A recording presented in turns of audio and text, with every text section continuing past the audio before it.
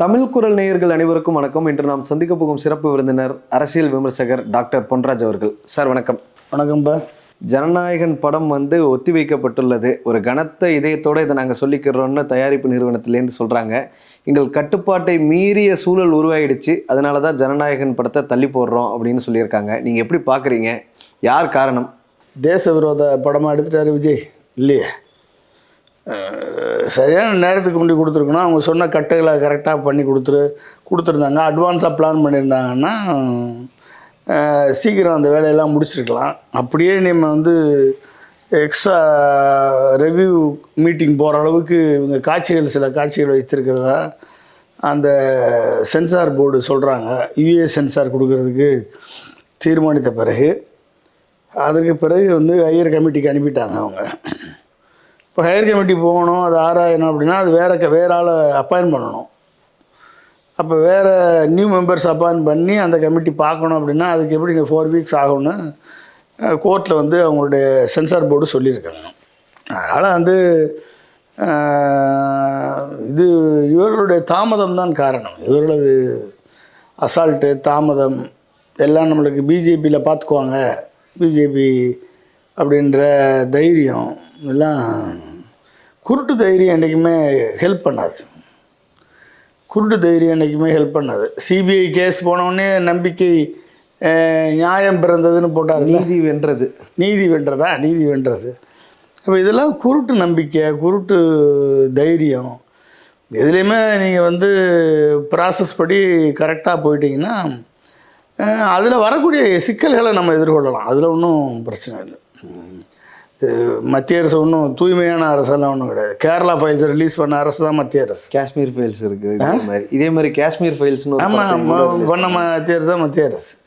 அதாவது ஹேட்டை விதைக்கிற படங்களை எல்லாம் அலோவ் பண்ண அரசு மத்திய அரசு. ஜனநாயகன் படம் அவர் ஒரு ஜனரஞ்சமாக எடுத்திருப்பார், கமர்ஷியலாக எடுத்திருப்பார், அவருடைய அரசியலாக பேசியிருப்பார். சிஎம் ஆகிற லெவலு கூட எலெக்ஷனில் நின்று ஜெயிச்சு சிஎம் எத்தனையோ படத்தில் எத்தனையோ கதாநாயகர்கள் நின்று ஜெயிச்சு சிஎம் ஆகியிருக்காங்க. விஜய் நின்று சிஎம் ஆகிறது என்ன பிரச்சனை? இதில் என்ன இருக்குது? அவர் படத்தில் அது நடிச்சுட்டு போகிறாரு. அவரை போய் ஏன் தடுக்கணும் பிஜேபி அப்படின்ற ஒரு எண்ணம் வருது. அதனால் பிஜேபி தடுப்பது என்பது எனக்கு என்னமோ இது ஒரு இந்த படத்திற்கான ப்ரொமோஷன் ஆக்டிவிட்டியாக இருக்குமோ அப்படின்னு ட்ராமாங்கிறீங்களா? பிஜேபியும் தாவேக்காவும் சேர்ந்து ட்ராமா பண்ணுதுன்னு சொல்லி. ட்ராமா தாங்க. இன்னும் நாளைக்கு உங்களுக்கு வந்துடும் பாருங்கள். 9ஆம் தேதி இந்த ஜட்ஜி தீர்ப்பு சொல்ல போகிறாங்க. நீங்கள் யூஏ சர்டிஃபிகேட்டே கொடுங்கன்னு சொல்ல போகிறாங்க. யூஏ சர்டிஃபிகேட் கொடுக்குறீங்க ஆட்சேபம் இல்லைன்னு சொல்ல போகிறாங்க. சரி கொடுங்கன்னு சொல்ல போகிறாங்க, கொடுத்துட போகிறாங்க. முடிஞ்சு போச்சா? அவ்வளோதானே. நீங்கள் யூஏ வேணாம், எனக்கு வேறு வேணும்னு கேட்டதுன்னா ரெவியூ கமிட்டி போகணும். யூஏ கொடுங்க அப்படின்னு சொல்லியாச்சு. அப்படின்னா நீங்கள் தான் ரெடியாக இருந்தீங்களே, யூஏ கொடுத்துட வேண்டியதானே. உங்களுக்கு ஓகேன்னு கேட்பாங்க, ஓகேன்னுவாங்க, நாளைக்கு கொடுத்துருவாங்க. அதுக்குள்ளே ஒரு ப்ரமோஷன் ஏதோ பிஜேபி விஜய் அடக்கிற மாதிரியும், பிஜேபி விஜயை அமுக்கிறது மாதிரியும், பிஜேபி விஜய் படத்தை வெளியிடாமல் பிஜேபி நினச்சிருந்தா என்றைக்கோ விஜய் தூக்கி தீகார் ஜெயிலில் உட்கார வச்சிருக்கலாமா இல்லையா? என்ன காரணத்திற்காக? என்ன காரணம்? 41 கொலை குற்றவாளியில் முதல் குற்றவாளி அவர் தானேங்க. குற்றவாளின்னு நீங்கள் சொல்கிறீங்களா விஜய் அவர்களை? ஆமாம், அப்புறம் குற்றவாளி என்ன, வேறு என்ன நீங்கள் என்ன சொல்லுவீங்க? 41 பேர் மரணம் அடைந்ததில் விஜய் குற்றவாளி இல்லையா? அப்போ விஜய் சொல்கிற மாதிரி, ஆலவர்ஜன் சொல்கிற மாதிரி செந்தில் பாலாஜி பார்க்கத்தான் 41 பேர் செத்தாங்களா? செந்தில் பாலாஜி தான் உள்ளே இருந்து லைட்டை சுவிட்ச் ஆஃப் பண்ணி ஆன் பண்ணாரா? ஒரு பொறுப்பேற்கணுங்கிற வரைக்கும் ஓகே. ஆனால் அவர் வேணும்னே பண்ணியிருப்பாருன்னு நீங்கள் நினைக்கிறீங்க? வேணும்னே பண்ணலப்பா, நெக்லிஜென்ஸ். வேணும்னே அவர் எதுக்கு பண்ண போகிறாரு? வேணும்னே பண்ணுறதுக்கு அவரை கொல்லணும்னு நினச்சா பண்ணுவார். அப்படி கிடையாது. தன்னை மீறிய நம்பிக்கை, கூட்டத்தை கூட்ட வேண்டும் என்ற வெறி, எனக்கு மட்டும்தான் கூட்டம் கூடுகிறது என்ற அதிகார வெறி, ஆணவம், நான் உச்சபட்ச நடிகன் என்ற ஆணவம், அந்த ஆணவத்தின் வெளிப்பாடு என்னை பார்க்க விட்டில் பூச்சிகளாக காத்து கிடக்கிறார்கள் என்ற ஒரு அலட்சியம். அந்த அலட்சியத்தின் வெளிப்பாடு தான் லைட் ஆஃப் பண்ணி ஆன் பண்ணுறது. புரியுதுங்களா? அந்த அலட்சியத்தில் ஏற்பட்ட அந்த நிகழ்ச்சியில் ஜனநாயகன் படப்பிடிப்பு நடத்தி ட்ரெயிலரில் அவர் பிரச்சாரம் பண்ணுற மாதிரி வந்திருக்கு, படத்தில் அவர் பிரச்சாரம் பண்ணுற மாதிரி. இந்த குற்றச்சாட்டை வந்து மூத்த பத்திரிகையாளர் நக்கிரன் கோபால் அவர்கள் முன் வச்சார். கிட்டத்தட்ட ஒரு 60 ட்ரோன்களை வந்து அங்கே பறக்க விட்டாங்க, அவருடைய ஜனநாயகன் படத்துக்காக யாருக்கும் தெரியாமல் ஒரு ஷூட் பண்ணாங்கன்னு.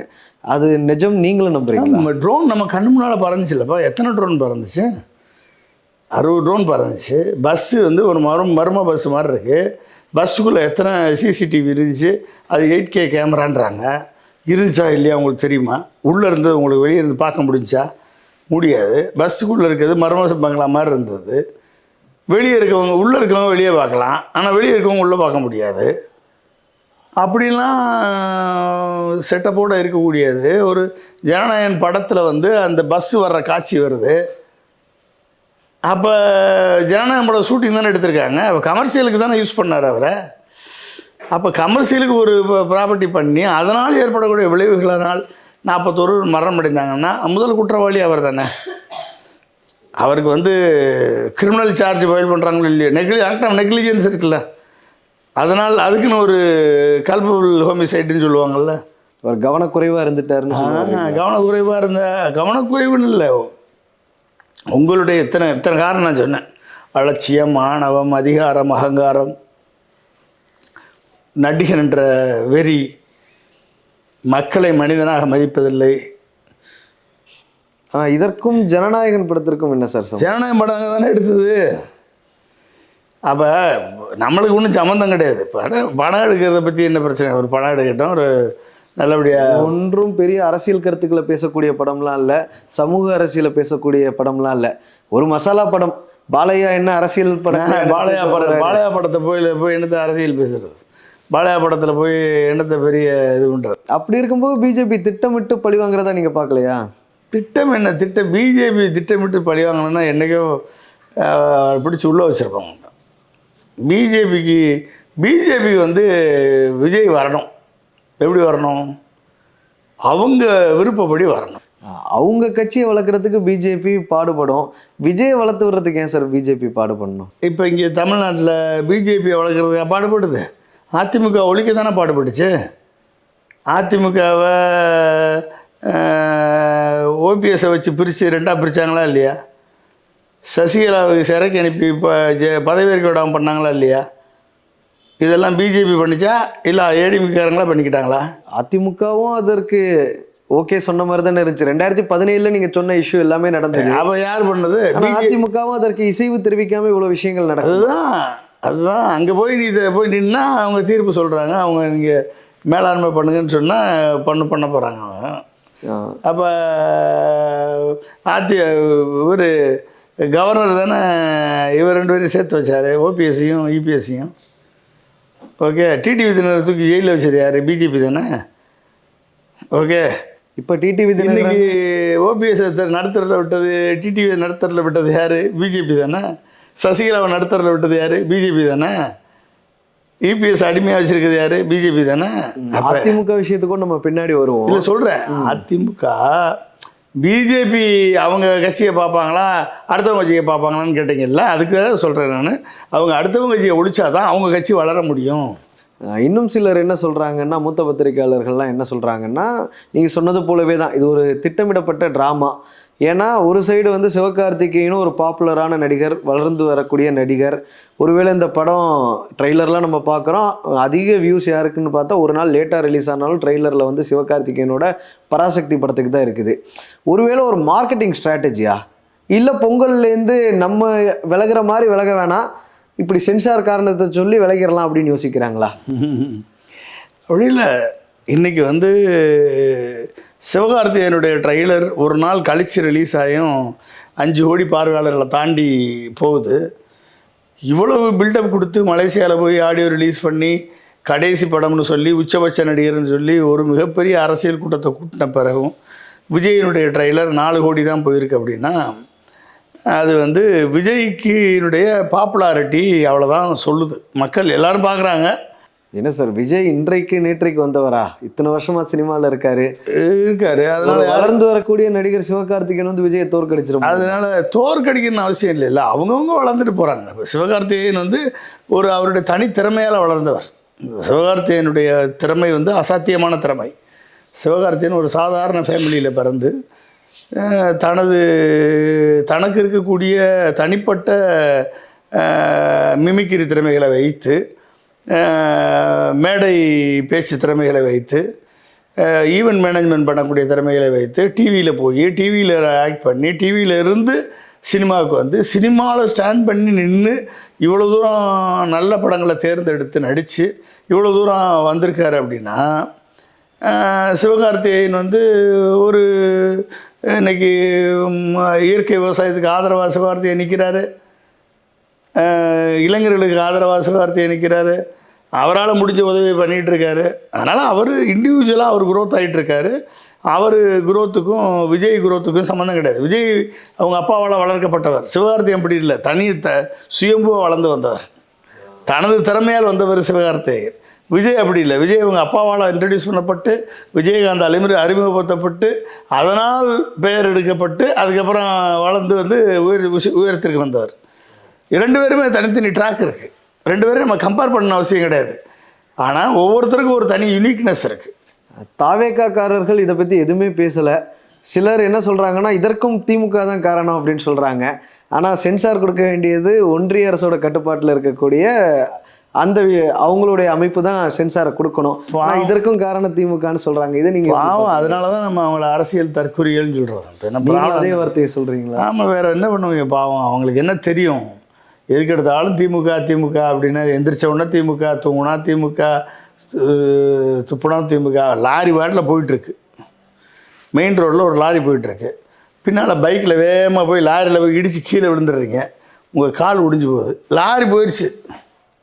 நீ இங்கேருந்து லாரியை கத்திக்கிட்டே இருக்க, உன்னால தான் செத்தேன், உன்னால தான் விழுந்தேன்னு நீ போய் இடிச்சிட்டு நீ விழுந்திருக்க தம்பி. லாரி வந்து நீ இடித்து விழுகலை, லாரி திரும்பி வந்துடுச்சுன்னா நீ நஞ்சு போயிடுவ. சரியா? திமுக எம்ஜிஆருக்கு கொடுத்த தொல்லையில் 1% பிரச்சனையை உனக்கு கொடுத்துருந்தா நீ இந்நேரம் கட்சி தமிழ்நாட்டிலே இருக்க மாட்ட. புரியுதா? உலக சுற்றங்காலி உனக்கு என்ன பட சுருளே வராமல் இருந்துச்சு. இங்கேருந்து கலர் ஃபிலிமை வந்து கலரிங் கொடுக்கறதுக்கு அனுப்புகிற இடத்துல எடுத்து எரிக்கிறதுக்கு பிளான் பண்ணியிருந்தாங்க. உடனே அதை தூக்கி பாம்பே கொண்டு போய் பாம்பேயில் போய் கலரிங் பண்ணி அங்கேருந்து ஸ்பெஷல் ஃப்ளைட்டில் கொண்டாந்து மதுரையில் கொண்டாந்து ஸ்பெஷல் ஃப்ளைட்லேருந்து நேரடியாக தேட்டரில் கொண்டாந்து படத்தை ஓட்டி காமிச்சவர் எம்ஜிஆர். எம்ஜிஆர் படங்கள் போட்ட தேட்டரில் அடித்து நொறுக்கப்பட்டது, தீ வைத்து எரிக்கப்பட்டது. 17 பேர் இறந்துருக்காங்க எம்ஜிஆர் தொண்டர்கள், எம்ஜிஆர் ரசிகர்கள். உலகம் சுற்றும். ஆமாம், அந்த படம் மட்டும் இல்லை, அடுத்து வந்த படங்கள்லாம். அதில் 1% கூட உன்னை கண்டுக்கவே இல்லை திரு ஸ்டாலின். ஒருவேளை நீங்கள் சொல்கிற விஷயத்தெல்லாம் வச்சு தான் ஒருவேளை இன்னைக்கு விஜய்க்கும் அந்த நெருக்கடியை கொடுக்குறாங்க. 1% கூட உனக்கு பண்ணலையே, அவர் எதுவுமே உன்னை கண்டுக்கவே இல்லையே. அவர் என்ன எவ்வளவு பெருந்தன்மையாக இருந்தார் ஒரு முதல்வர் திரு ஸ்டாலின் அவர்கள். 41 பேர் மரணம் இருந்தப்போ எந்த கட்சி தலைவரும் தன் தொண்டர்கள் சாவதை விரும்ப மாட்டார்கள், சொன்னாரா இல்லையா? ஆனால் தாவேக்கா தரப்புலேருந்து என்ன சொல்கிறாங்க, இதற்கு பின்னாடி ஒரு சதி இருக்குங்கிறாங்க. பாஜக அதற்கு உதவி செய்கிற மாதிரி அதற்கு காரணமே செந்தில் பாலாஜிங்கிற ஒரு விமர்சனத்தை குற்றச்சாட்டை முன்வைக்கிறாரு. அதுவும் உள்துறை அமைச்சர். அதான் எந்த அளவுக்கு இது கரப்டட் மைண்டட் ஃபெல்லோஸாக சுற்றி இருக்கான்னு பாருங்க. நீ விஜயும் ஒரு கரப்டட் மைண்டு ஃபெல்லோ, அவனை சுற்றி இருக்கவனுங்க ஒரு கரப்டட் மைண்டு ஃபெல்லோஸ். ஏனைய பிரச்சனைகள் எல்லாத்துக்குமே தாவேக்கா தரப்புலேருந்து குரல் கொடுப்பாங்க. உதாரணத்துக்கு அண்மையில் பார்க்குறோம், ஆதவர்ஜுன ஒரு விஷயத்த சொல்கிறாரு. காங்கிரஸ்க்கு 9 சீட்டு தமிழ்நாட்டில் கொடுத்துருக்கீங்க, அந்த 9x6ன்னு கன்வெர்ட் பண்ணி 54 சீட்டை வந்து நீங்கள் சட்டமன்றத்துக்கு ஒதுக்க வேண்டாமான்னு கேட்குறாரு. காங்கிரஸே 54 சீட்டு கேட்குமான்னு ஃபர்ஸ்ட் நமக்கு தெரியல, அந்த அளவுக்கு வேட்பாளர் இருக்காங்களா அப்படிங்கிறது சந்தேகம்தான். ஆதவர்ஜுனா இதெல்லாம் பேசுகிறாரு. ஆனால் இந்த சென்சார் பிரச்சனையை பற்றி எதுவுமே சொல்லலை, ஒன்றிய அரசை கண்டிக்கவே இல்லை. அவங்க கட்சியில் இருக்கக்கூடிய நிர்மல்குமார்னு ஒருத்தர் தொல்லை கொடுப்பது யாரோ அப்படிங்கிற மாதிரி தான் கேள்வி எழுப்புறாரு. அந்த யாரோ தான் யார், அது எப்போ தான் அவங்க வாயிலேருந்து வரும், யாருங்கிறது எல்லாத்துக்கும் தெரியும். தன் சொந்த பிரச்சனைக்கே வாய் திறக்க முடியாத இந்த அப்பாவிகள், தன் சொந்த பிரச்சனைக்கே வந்து யார் சென்சார் போர்டு தான் அதுக்கு காரணம், அந்த அதிகாரிகள் தான் காரணம், இதை வந்து கண்டிக்க தைரியமற்ற முதுகெலும்பற்ற கோழைகள், இவங்கள்லாம் வந்து தமிழ்நாடு பிரச்சனைக்கு குரல் கொடுப்பாங்களா? தமிழ்நாடு பிரச்சனைக்கு உரிமை குரல் எழுப்புவாங்களா? நின்று போராடுவாங்களா முக ஸ்டாலின் மாதிரி? நின்று ஃபைட் பண்ணுவாங்களா மத்திய அரசு செய்கிற அவ்வளோ பிரச்சனைகளுக்கு? ஆனால் ப்ரொடியூசரோட வேலை, நடிகர் விஜய் ஏன் அதுக்காக குரல் கொடுக்கணும்? விஜய் குரல் கொடுத்தாருன்னா அரசியல்வாதி ஒரு குரல் கொடுக்குறாருன்னு நீங்கள் சொல்ல மாட்டீங்களா? அரசியலோட பார்க்க மாட்டீங்களா? அரசியல் கண்ணோட்டத்தோட தான் அரசியலாக கூட இருக்கட்டும், அரசியலாக கூட இருக்கட்டும், ஏன் விஜய் பேசக்கூடாது? தலைவா படத்துக்கெல்லாம் பேசினார்ல, ஏன் பேச வேண்டியதுன்னா? ஏன் ரஜினிகாந்த் குரல் கொடுக்கலையா? ரஜினிகாந்துக்கு பிரச்சனை வர்றப்ப இனிமேல் ஜெயலலிதா பதவிக்கு வந்தால் தமிழகம் தாங்காது, ஆண்டவனாலையும் காப்பாற்ற முடியாது சொன்னாரா இல்லையா? ரஜினிகாந்த் படத்துக்கு பிரச்சனை வர்றப்ப ரஜினிகாந்த் எதிர்த்து குரல் கொடுத்தார்ல, நின்னார்ல ரஜினிகாந்த். அந்த தேர்தலில் 33% மக்கள் ஜெயலலிதாவை எதிர்த்து வாக்களிச்சிருக்காங்க. ஜெயலலிதாவே டிஃபரன்ஸ் மட்டுமே 33 மட்டும். டிஎம்கேக்கும் ஏடிஎம்கே உள்ள டிஃபரன்ஸ் 33%. ஜெயலலிதாவும் தோற்று போனாங்க. கமலுக்கு பிரச்சனை வரும்போதும் கமல் எதிர்த்து நின்று போராட்ட குணத்தோட விஸ்வரூபத்துக்கு வந்தப்ப குரல் கொடுத்தாரா இல்லையா? குரல் கொடுத்து வெற்றி பெற்றாரா இல்லையா? அப்பெல்லாம் விஜய் யாருக்குமே அவரோட வாய்ஸை தெரிவித்த மாதிரி தெரியல. விஜய் யாருக்கு நீ யார் நல்லது கெட்டதுக்கு போயிருக்க? யாருடைய பிரச்சனைக்கு நீ போய் நின்றுருக்க? நீங்கள் விஸ்வரூபம் பிரச்சனையை சொல்கிறீங்க. இப்போ தக் லைஃப் ஒரு படம் வந்தது. அவர் வந்து ஒரே ஒரு விஷயத்த சொல்லிட்டார். அவர் சொன்னது உண்மையானது தான். தமிழில் இருந்து பிறந்தது தான் கன்னடம் அப்படிங்கிற ஒரு விஷயத்த சொன்னார் சிவராஜ்குமாரை வச்சுட்டு. அதற்கு பயங்கர எதிர்ப்புகள் வந்தது கன்னட அமைப்புகள்னால. இதற்கும் எந்த குரலும் கொடுக்கலையே விஜய். தன்னோட முன்னோடி கமலஹாசன் அவரை பார்த்து சினிமாவுக்கு வந்தவர்னு சொல்றாரு.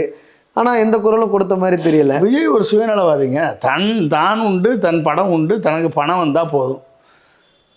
மற்றபடி அவருடைய ஓன் இண்டஸ்ட்ரியில என்ன பாதிக்கப்பட்டாலும், சினிமா இண்டஸ்ட்ரியிலையோ, நடிகர் சங்கத்திலேயோ, இல்லை தயாரிப்பாளர் சங்கத்திலேயோ, இல்லை டைரக்டர்ஸ் கவுன்சில்லையோ எங்கே பிரச்சனை வந்தாலும் எதுக்காவது குரல் கொடுத்துருக்காரா? எதுக்காவது தலையிட்டிருக்காரா? எதுக்காவது பேசியிருக்காரா? எதுக்காவது ஒரு எச்சக்கையில் ஈரக்கையில் எச்சக்கையில் காக்கை விரட்டியிருக்காரா? சொல்லுங்க. ஒன்றும் கிடையாது. அப்போ நீங்கள் வந்து உங்கள் பின்னால் யார் நிற்பா? ஒருத்தன் நிற்க மாட்டான். அன்றைக்கி நல்லா தெரிஞ்சு போச்சா? ஒருத்தன் நிற்க மாட்டான். ஏன்னா நீ என்ன விதைக்கிறியோ அதுதான் அறுவடை பண்ண முடியும். நீ விதைக்கிறதான் அறுவடை பண்ண முடியும். விதைக்கிற விதைத்துறையை சேர்ந்த நிறையா பேர் வந்து குரல் கொடுத்துருக்காங்க விஜய்க்கு ஆதரவாக. நடிகர் சிலம்பரசனாக இருக்கட்டும், இயக்குனர் வெங்கட் பிரபுவாக இருக்கட்டும், ரஜினி, கமல், விக்ரம், சூர்யா, அஜித் இவங்கெல்லாம் குரல் கொடுத்த மாதிரி தெரியல. பட் சில பேர் வந்து குரல் கொடுத்துருக்குறாங்க விஜய். சில பேர் எல்லாரும் கொடுக்க தான் செய்வாங்க. அது எப்பயுமே அவங்க குரல் ஒழிக்கும். எப்பயுமே ஒழிக்கக்கூடிய குரல். இப்போ கம்யூனிஸ்ட் வந்து எல்லா பிரச்சனைக்கும் குரல் கொடுப்பாங்க. சீமான் எல்லா பிரச்சனைக்கும் குரல் கொடுப்பாரு. அது மாதிரி எப்பயுமே அநீதியை கண்டு அநீதிக்கு எதிராக குரல் கொடுப்பவர்கள் கொடுத்து தான் இருப்பாங்க. நீ கொடுத்தியா குரல்? பிரச்சனைன்னு வரும்போது நீ கொடுத்துருந்தியா? நீ கொடுக்கல. அப்போ உனக்கு எப்படி கொடுப்பாங்க? பாஜக தரப்புலேருந்து என்ன சொல்கிறாங்கன்னா, விஜய்க்கு வந்து எந்த அழுத்தமும் எங்கள் தரப்புலேருந்து கொடுக்கப்படல. ஏன்னா இதே நேரத்தில் தான் சிபிஐ சம்மன் அனுப்பியிருக்கு. அதனால தான் அந்த பொலிட்டிக்கலாக கனெக்ட் பண்ணி பார்க்குறாங்க ரெண்டு விஷயத்தையும். அவருக்கு ஒரு நெருக்கடி கொடுத்து எப்படியாவது அதிமுக கூட்டணிக்கு இழுத்துடணும் அப்படின்னு. ஆனால் தமிழிசை என்ன சொல்கிறாங்கன்னா, நாட்டிலேயே மிகப்பெரிய ஜனநாயகன் யாருன்னா அது பிரதமர் மோடி தான். அவர் இப்படி பண்ணுவாரா? அவருடைய அரசில் இருக்கவங்க இப்படி பண்ணுவாங்களா அவர் நெருக்கடி கொடுக்கணும்னு அப்படிங்கிற ஒரு கேள்வியை கேட்டிருக்காங்க. அப்போ நெருக்கடி கொடுக்காம தான் சுபந்த அதிகாரியை சேர்த்தாங்களா?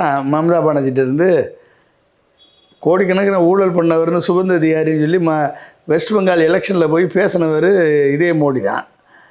அதே சுபந்த அதிகாரி இவர்கிட்ட போய் பிஜேபியில் சேர்ந்த உடனே வாஷிங் மிஷினில் போட்ட வெளுத்த துண்டு மாதிரி வெளியே வந்து இன்றைக்கி சுத்த சிவபிரகாசம், இன்றைக்கி அஸ்ஸாம் சீஃப் மினிஸ்டர், அவர் ஒரு ஊழல் குற்றச்சாட்டில் மாட்டின பேர் வெளி ஹிமந்த பிஸ்வா சார். ஆமாம், ஹிமந்த பிஸ்வா.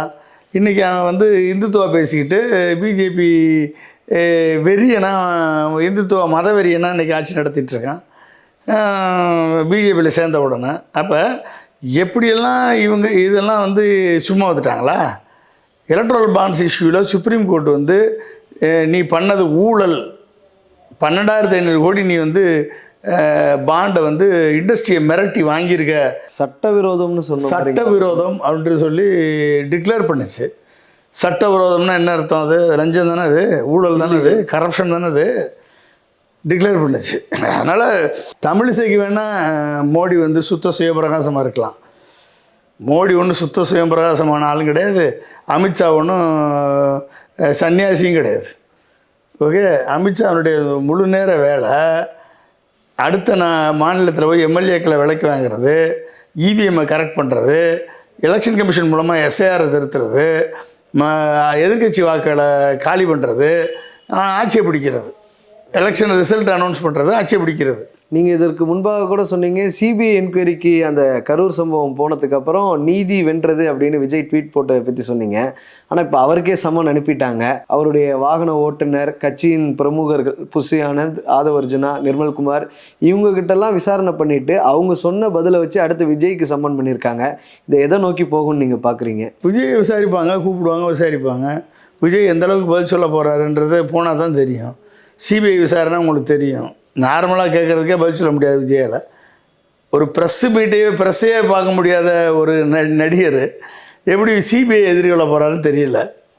இது ஒரு பொலிட்டிக்கல் ட்ராமான்னு பார்க்குறீங்களா? ஏன்னா இந்த எல்லாமே ஒரே நேரத்தில் வருது அவருக்கு. பொலிட்டிக்கல் இந்த சென்சார் விஷயமா இருக்கட்டும், இல்லை சிபிஐ சம்மனாக இருக்கட்டும், அவரை எப்படியாவது ஒரு ப்ரெஷருக்குள்ள ஆக்கணும்னு பார்க்குறாங்களா? அதாங்க. ஏன்னா நமக்கு தெரியும் சென்சாரில் இருக்கக்கூடியவர்கள் யார் அப்படின்னு, அந்த கமிட்டியில் இருக்கக்கூடியவர்கள் யாருன்னு. நீங்கள் சொன்னீங்களே காஷ்மீர் ஃபைல்ஸ், அந்த படத்தோட டைரக்டர் அங்கே அவர் இருக்கிறாரு. கோவா ஃபிலிம் ஃபெஸ்டிவலில் அந்த காஷ்மீர் ஃபைல்ஸ் போட போது ஈராக்லேருந்து வந்து ஒரு டேரக்டர் காரி துப்பிட்டு போனார். இதெல்லாம் ஒரு படமா, இதெல்லாம் ஒரு ஃபிலிம் ஃபெஸ்டிவலில் போகிறீங்களே அப்படின்னு. அவர் இருக்கிறாரு, கௌதமி இருக்கிறாங்க, வித்யா பாலன் இருக்காங்க. இவங்கெல்லாம் சேர்ந்து தான் ஜனநாயகன் படத்துக்கு தடை விதிக்கிறாங்க அப்படிங்கிற ஒரு குற்றச்சாட்டை நிறைய பேர் சமூக வலைதளத்தில் சொல்கிறாங்க. இன்னொரு பக்கம் சிபிஐ சம்மன் அனுப்புது. இது எதை நோக்கி போகும் இதெல்லாம்? அதாவதுப்பா, ஒரு விஜய்க்கு ஏதோ பிஜேபி அழுத்தம் கொடுக்கறது, விஜய் வந்து பிஜேபி கொள்கை எதிரின்னு சொல்லிட்டாரு, அதனால் வந்து விஜய்க்கு வந்து பிஜேபி தான் பிரச்சனை பண்ணுது, அதனால் பிஜேபிக்கு எதிராக நம்ம களங்காட்டணும் அப்படின்றது தான். அப்படின்னு போனால் தான் விஜய்க்கு அட்வான்டேஜ். ஒரு anti BJP oats, anti BJP போட்டால் தான் விஜய்க்கு அட்வான்டேஜ். விஜயை தூக்கி கொண்டு பிஜேபி கூட்டணியில் சேர்த்தா விஜய்க்கு வர்ற ஓட்டும் விழுகாது. இப்போ வேறு தமிழிசை சவுந்தரராஜன் ஆசைப்படுற மாதிரியோ, எடப்பாடி ஆசைப்படுற மாதிரியோ, இல்லை வந்து தமிழறிமணி ஆசைப்படுற மாதிரியோ, நாங்கள் வந்து ஏடிஎம்கே 20 என்டிஏ 18 விஜய் வந்தால் நாங்கள் ஜெயிச்சிருவோம் அப்படின்னு நினைக்கிற மாதிரியோ போனால் விஜய் 0 ஆயிடுவார், 0 ஆயிடுவார். வாங்குற 5% ஓட்டு கூட வாங்க மாட்டார். 5% வாங்குவாருன்னு நினைக்கிறீங்க? ஏங்க 5% ஓட்டு தான் இருக்குது அவருக்கு. இன்டர்னல் சர்வே வந்து 32% எங்களுக்கு கொடுத்துருக்கு. ஏன் ஒரு 50 கூட சொல்ல வேண்டியதுன்னா நீங்கள் 50 சொல்ல வேண்டியது இன்டர்னல் சர்வேயில். அந்த இன்டர்னல் சர்வே எங்கே போய் எடுத்தான் அவன்? ஒரு தொகுதியில் 2 லட்சம் பேர் ஓட்டர்ஸ் இருக்கான். 2 லட்சம் பேர் ஓட்டர்கிட்ட போய் வந்து இப்போ 20,000 பேர் எடுத்துருப்பானா ஒரு தொகுதியில்? 20,000 பேரில் வந்து 18லேருந்து இப்போ 25 வயசு வரைக்கும் எத்தனை பேர் எடுத்தான்? 25 வயசுலேருந்து 35 பேர் எத்தனை பேர் எடுத்தான்? 35லேருந்து 45 வயசு எத்தனை பேர் எடுத்தான்? 45லேருந்து 60 வயசு எத்தனை பேர் எடுத்தான்? 60லேருந்து ப்ளஸ் 60+ எத்தனை பேர் எடுத்தான்? எடுத்துட்டு லிஸ்ட் கொடுக்க சொல்லுங்கள் அவனை. இந்த சர்வே இன்டர்னல் சர்வே வெளியிட்டவனை. இன்டர்னல் சர்வே எழுதி அவன் காசு கொடுக்குறான். காசுக்கு விஜயை புலகாங்கீதம் அடையணும். விஜய் வந்து கொஞ்ச நாளைக்கு சிஎம் கனவுலேயே மிதக்கணும். நான் கல்ட்டி ஃபிகரு, நீ தான் சிஎம்னு சொல்லி ஏமாற்றி பணத்தை பிடுங்கணும். இது அந்த பொலிட்டிக்கல் ஸ்ட்ராட்டஜிஸ்ட்னு சொல்லி நான் 4-5 பேர் சுற்றிட்டுருக்கேன். ஒருத்தன் பணத்தை கொடுத்து சுற்றிட்டுருக்கேன், அவனதை பிறந்தேன் வாங்கிட்டு சுற்றிட்டுருக்கேன். அப்போ இவங்களுடைய வாழ்க்கையை நடத்துறதுக்காக விஜயை வந்து ஒரு கருவியாக பயன்படுத்துகிறாங்க. எங்களுடைய விஜய் வந்து அப்பாவி மனுஷன்தான், நல்ல மனுஷன்தான். பட்டு அவரை சுற்றி இருக்கவன் சரியில்லாதனால விஜய் வந்து மேலிருந்து வர முடியாமல் போயிடுச்சு. அவ்வளோதான், வேற ஒன்றும் கிடையாது. நன்றி சார், இவ்வளோ நேரம் எங்களுக்காக நேரம் தந்து நேர்காணல் அளித்ததற்கு ரொம்ப நன்றி. மிக்க நன்றி.